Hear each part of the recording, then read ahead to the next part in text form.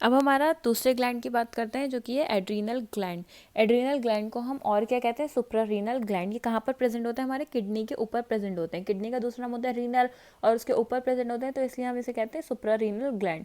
Adrenal gland के दो parts होते हैं, एक होता है एड्रीनल कॉर्टेक्स बाहर वाला और बीच में प्रेजेंट होता है हमारा एड्रीनल मेड्यूलरी। ये हमारा 80% of gland consist of adrenal cortex. इसकी 3 लेयर्स होती हैं, ग्लोमेरुलोसा, फेसिकुलेटा और रेटिकुलरिस। इससे 3 अलग अलग हार्मोन सिंथेसाइज होते हैं। फिर आता है हमारा adrenal medulla which constitute 20% of the gland. इससे हमारे 2 हार्मोन सिक्रीट होते हैं, epinephrine and nor epinephrine. Adrenal cortex की 3 लेयर्स होती हैं, ग्लोमेरुलोसा, फेसिकुलेटा और रेटिकुलरिस। इससे 3 हार्मोन्स निकलते हैं, aldosterone, cortisol and androgen respectively.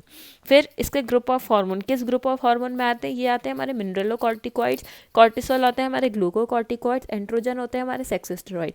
All adrenocortical hormones are steroid in nature which is synthesized from cholesterol that is absorbed directly from circulating blood.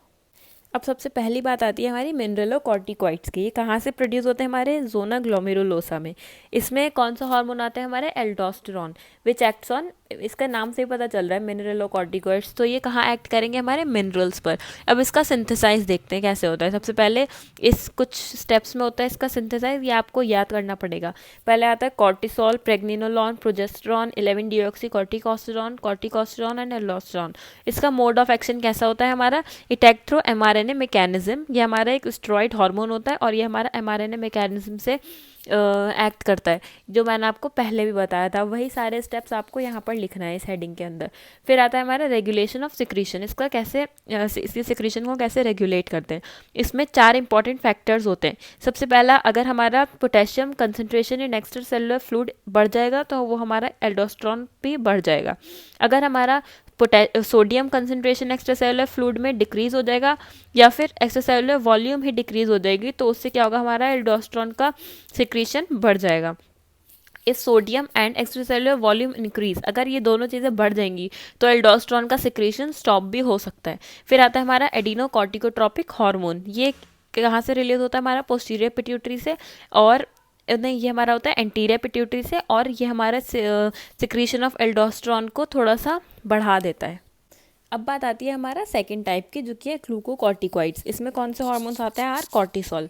इसका source of secretion क्या होता है, zona fasciculata. इसके synthesis के ये सारे स्टेप्स होते हैं, कोलेस्ट्रॉल, प्रेग्निनोलॉन, 17 हाइड्रोक्सी प्रेग्निनोलॉन, फिर प्रोजेस्ट्रॉन आ जाएगा तो हो जाएगा हमारा 7 hydroxy progesterone, 11 deoxy cortisol and cortisol. इसका मोड ऑफ एक्शन क्या होता है, हमारा हार्मोन रिसेप्टर बाइंड करता है, फिर डीएनए की तरफ जाता है, फिर एमआरएनए, वही एमआरएनए मैकेनिज्म जो सेम है वही आपको यहाँ पर लिखना है। इसका रेगुलेशन ऑफ सिक्रीशन कैसा होता है, सबसे पहले एंटीरियर पिट्यूटरी का क्या रोल होता है। एंटीरियर पिट्यूटरी हमारा प्रोड्यूस करता है ACTH, एडिनोकॉर्टिकोट्रोपिक हार्मोन, जो कि हमारा स्टिमुलेट कर देता है इन सिक्रीशन ऑफ कॉर्टिसोल।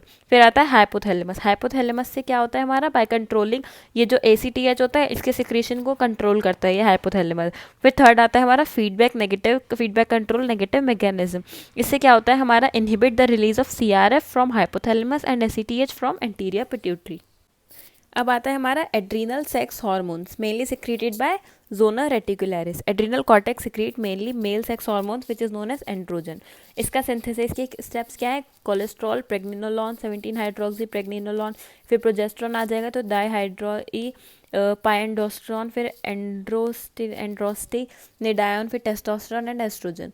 अब इसकी अप्लाइड फिजियोलॉजी देखते हैं हम। Hyper activity of adrenocortical hormones leads to Cushing syndrome and adrenogenital syndrome. Cushing syndrome में क्या होता है, it is characterized by obesity.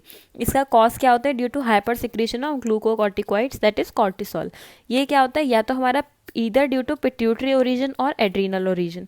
इसके कुछ साइंस और सिम्टम्स होते हैं, जैसे कि डिस्प्रोपोर्शनल डिस्ट्रीब्यूशन ऑफ फैट। इसमें क्या होगा, हमारा मून फेस हो जाएगा, बफेलो हम्प हो जाएगी या फिर पॉट बेली हो जाएगी। पर्पल स्ट्रिप्स कॉज हो जाएंगी हमारी एब्डोमेन पे। हमारी एक्सट्रीमिटीज़ जो होती हैं वो काफ़ी थिन हो जाएंगी और स्किन टिश्यू जो होगा वो काफ़ी उसमें ट्विनिंग हो जाएगी। और क्या होगा, हमारा फेशियल रेडनेस हो जाएगी, स्किन पिगमेंटेड हो जाएगी, हमारी बॉडी और फेशियल हेयर की काफ़ी ज़्यादा ग्रोथ हो जाएगी, हाइपरटेंशन हो जाएगी, वोंड हीलिंग काफ़ी पुअर हो जाएगी और इम्यूनोसप्रेसेंट मतलब इन्फेक्शन कॉज भी हो सकता है। फिर आता है हमारा एड्रीनोजेनाइटल सिंड्रोम। इसमें क्या होता है, it is due to abnormal secretion of adrenal androgen. Androgen का इसमें एबनॉर्मल सिक्रीशन हो जाता है। इसका कॉज क्या होता है, जोना रेटिकुलरिस जो होता है एड्रीनल कॉर्टेक्स में जो लेयर होती है जोना रेटिकुलरिस, उसमें ट्यूमर फॉर्म हो जाता है। इसके कुछ सिम्टम्स होते हैं। फीमेल्स में क्या होता है इसमें, और फीमेल्स में मेल्स के सिम्टम दिखने लगते हैं और मेल्स में फीमेल वाली सारी कैरेक्टरिस्टिक दिखने लगती हैं। सबसे पहले फीमेल्स में क्या होगा, मस्कुलनाइजेशन हो जाएगा due to increase muscular growth. फिर वॉइस में डीपनिंग आ जाएगी, क्लाइटोरिस इनलार्ज हो जाएगी और मेल टाइप हेयर ग्रोथ होने लगेगी फीमेल्स में।